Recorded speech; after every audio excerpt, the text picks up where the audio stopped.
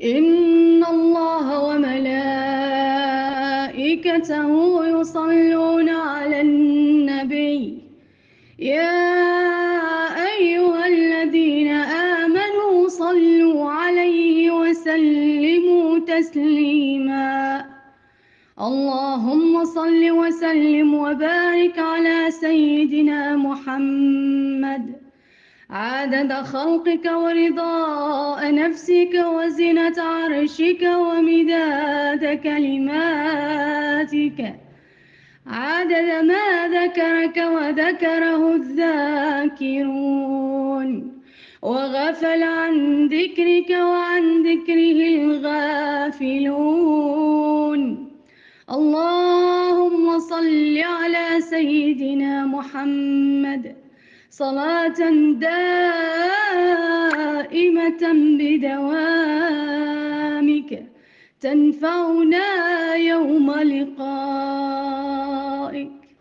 اللهم صل على سيدنا محمد النبي وزوجاته أمهات المؤمنين وذريته وآل بيته، كما صليت على سيدنا إبراهيم في العالمين إنك حميد مجيد.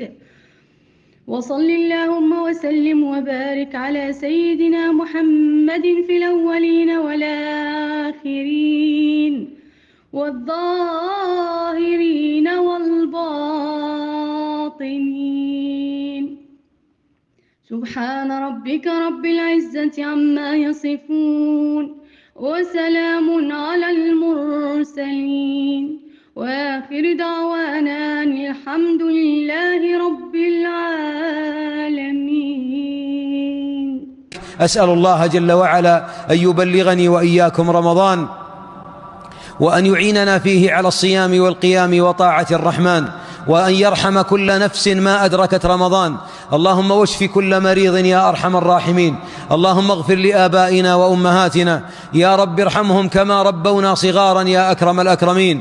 يا رب من كان من آبائنا وأمهاتنا حيا ألبسه لباس العافية واختم له بلا إله إلا الله، ومن كان مريضا فاغنه بالعافية عن خلقك، ومن كان قد مات اللهم أنزل على قبره فسحة ونورا وسعة وسرورا، واجمعنا بهم في جنات النعيم. أسأل الله أن يختم بالسعادة آجالنا، وأن يجعل خير الأعمال أواخرها، وخير الأيام يوم أن نلقاه. وصلى الله وسلم على نبينا محمد.